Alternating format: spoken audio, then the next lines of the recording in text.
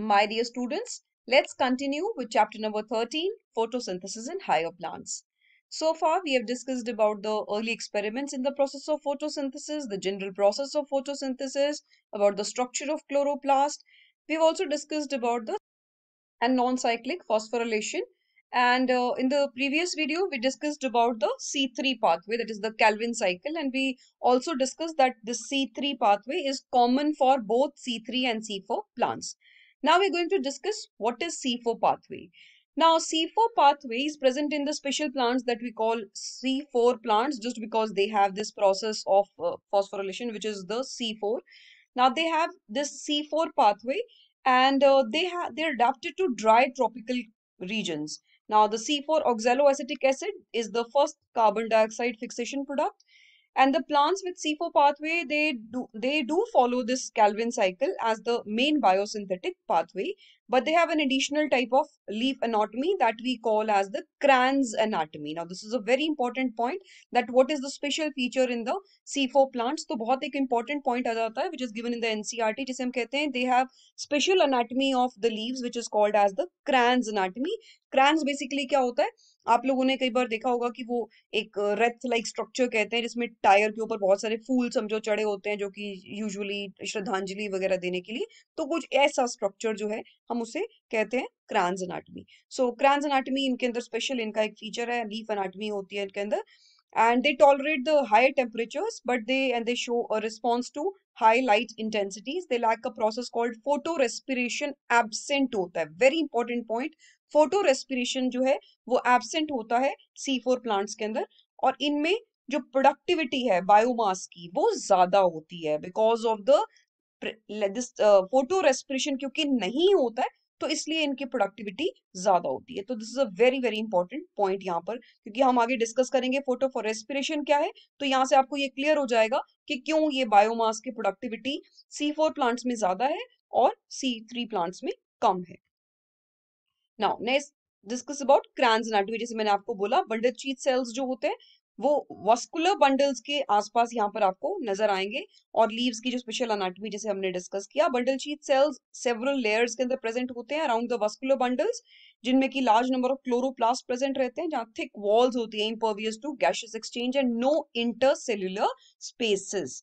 Now, the pathway followed by C4 plants is called as the Hatch and Slack pathway. It is again a cyclic process.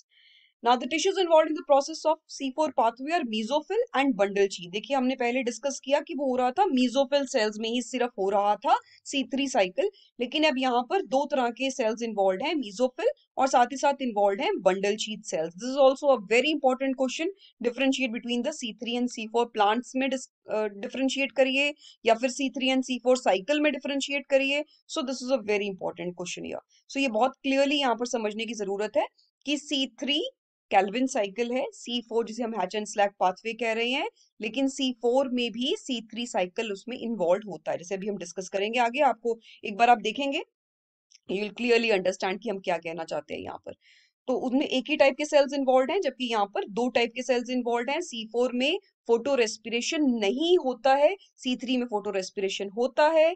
C4 plants में जो biomass production है वो ज्यादा है, C3 में biomass production कम है. वहां पर 3 कार्बन कंपाउंड बन रहा है जो फर्स्ट आपके पास प्रोडक्ट बन रहा है, यहाँ पर 4 कार्बन बन रहा है. तो ये आपके डिफरेंसेस आ जाएंगे जो कि मोस्ट इंपॉर्टेंट यहाँ पर आ जाएंगे differences. So process starts in the mesophyll when carbon dioxide is accepted by the primary carbon dioxide acceptor, which is a 3 carbon molecule, which is the phosphoryl pyruvate, which is catalyzed by PEP carboxylase or PEPCase. And mesophyll cells में rubisco enzyme जो होता है वो यहाँ पर absent होता है. The C4 acid oxaloacetic acid यहाँ पर पहला प्रोडक्ट आपके पास बनेगा. Then forms other 4 carbon compounds ही उससे बनते रहेंगे, मैलिक एसिड एस्पार्टिक एसिड बनते रहेंगे, जो कि मेसोफिल सेल्स में वहां पर बनते रहेंगे. Then malic acid formed are transported. अब यहाँ पर जो मैलिक एसिड बनेगा वो आगे कहाँ चला जाएगा, बंडल शीथ सेल्स में ट्रांसपोर्ट कर दिया जाएगा. ये जो C4 एसिड्स यहाँ बन रहे हैं ये फर्दर ब्रेक डाउन हो जाएंगे इनटू कार्बन डाइऑक्साइड, और उनसे 3 कार्बन मॉलिक्यूल जो आपके पास बनेगा. ये जो 3 कार्बन मॉलिक्यूल है ये वापस ट्रांसपोर्ट कर दिया जाएगा मेसोफिल में, जो कि फिर दोबारा से रीजनरेट कर देगा पीईपी को, और फिर वही वो दोबारा से एंटर कर जाएगा इनटू द सेम साइकिल। तो यहाँ से ये साइक्लिक प्रोसेस चलती रहती है। जो CO2 यहाँ पर रिलीज हुआ है, विच वी जस्ट डिस्कस्ड, कि CO2 रिलीज हो रहा है 3 कार्बन मॉलिक्यूल के साथ। बंडल शीट सेल्स जो होते हैं उनमें जो एंजाइम हमने डिस्कस किया था रूबिस्को, वो बहुत ही अबंडेंस में प्रेजेंट होता है, लेकिन उनमें PEPCase जो एंजाइम है वो एब्सेंट होता है। साथ ही यहाँ पर जो ये बेसिक पाथवे हमने डिस्कस किया था, दैट इज C3 साइकिल जो है, तो ये basic pathway that results in the formation of the sugars, the Calvin pathway is common to the C3 and C4 pathway. So अब हम डिस्कस करते हैं C4 Hatch and Slack pathway को discuss करते हैं। तो यहाँ पर देखिए मैंने आपको वही बात बार बार बोली है कि इसमें C3 और C4 दोनों ही में कॉमन है ये। तो यहाँ पर हमारे पास दो तरह के सेल्स इसलिए दिखाए गए हैं, मीजोफिल सेल्स और बंडल शीट सेल्स। तो सबसे पहले तो जो एटमॉस्फेरिक कार्बन डाइऑक्साइड है वो यहाँ पर कन्वर्ट हो रही है with the help of phosphoenol pyruvate, जो कि प्राइमरी एक्सेप्टर है यहाँ कार्बन डाइऑक्साइड का, वो फिक्स हो रहा है इनटू C4 एसिड। तो इसीलिए हम इसको क्या कह रहे हैं, C4 साइकिल कह रहे हैं, क्योंकि यहाँ पर प्राइमरी प्रोडक्ट जो बन रहा है, फर्स्ट प्रोडक्ट बन रहा है, वो क्या बन रहा है आपके पास, C4 बन रहा है, लाइक ऑक्सैलोएसिटिक एसिड जैसे हमने बोला। फिर उसका ट्रांसपोर्ट हो जाएगा into the bundle sheath cells, बनने के बाद मैलिक एसिड की फॉर्म में, जैसे हमने डिस्कस किया था। तो जब वो मैलिक एसिड की फॉर्म में यहाँ ट्रांसपोर्ट हो जाएगा, और फिर ये जो C4 एसिड है उसका डीकार्बोक्सिलेशन होगा, जिसमें से कार्बन डाइऑक्साइड एक रिमूव हो जाएगा, जो कि कैल्विन साइकिल में एंटर कर जाएगा। और जो ये C3 एसिड बना है ये वापस ट्रांसपोर्ट हो जाएगा, और इस C3 एसिड से वापस फॉस्फोइनोल पाइरुवेट का रीजनरेशन होगा। सो यहाँ पर दोनों ही साइकिल्स चल रहे हैं, ये देख सकते हैं आप, ये C4 साइकिल है पूरा जो हम यहाँ देख रहे हैं, साथ ही साथ ये जो कार्बन डाइऑक्साइड है वो यहाँ पर आपके लिए क्या कर रहा है, वो यहाँ पर C3 साइकिल भी जनरेट कर रहा है। तो यहाँ this pathway is called as the C4 pathway. Now we'll discuss about the factors affecting photosynthesis. इसके लिए एक बहुत इंपॉर्टेंट लॉ है, वेरी इंपॉर्टेंट, 1 मार्क में 2 मार्क में इसके ऊपर क्वेश्चन आ जाता है, ब्लैकमैन्स लॉ ऑफ लिमिटिंग फैक्टर। तो Blackman law of limiting factor क्या है, बहुत ही सिंपल है, थोड़ा सा समझिए इसको।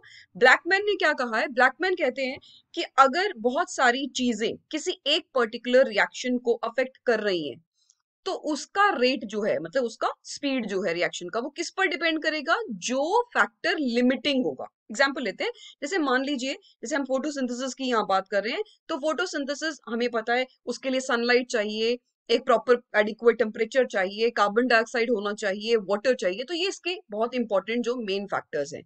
तो इनमें अगर ये सभी फैक्टर्स प्रेजेंट हैं, और सपोज करिए कि सनलाइट कम है, तो फोटोसिंथेसिस का रेट सनलाइट पे डिपेंड करेगा। अगर कार्बन डाइऑक्साइड कम है तो कार्बन डाइऑक्साइड पे डिपेंड करेगा, अगर पानी बहुत ज्यादा है या बहुत कम है तो उस पर डिपेंड करेगा। So whatever factor is limiting, जो so the very important factor which affects the photosynthesis is light. As you all know, at low intensities of light, there is a linear relationship between incident light and the carbon fixation. So, अगर जो incident light जितनी कम या ज्यादा होगी, उसके हिसाब से carbon fixation का जो amount है वो कम और ज्यादा होता रहेगा। इसी तरह से अगर high intensity of light है, तो रेट के अंदर कुछ भी ज्यादा इंक्रीज नहीं आता, क्योंकि वहां पर जो लिमिटिंग फैक्टर बन जाएगा ये, क्योंकि लाइट एक अमाउंट ऑफ लाइट ही चाहिए, उससे ज्यादा अगर वेवलेंथ है, उससे ज्यादा इंटेंसिटी है, तो वो it does not affect the rate of photosynthesis.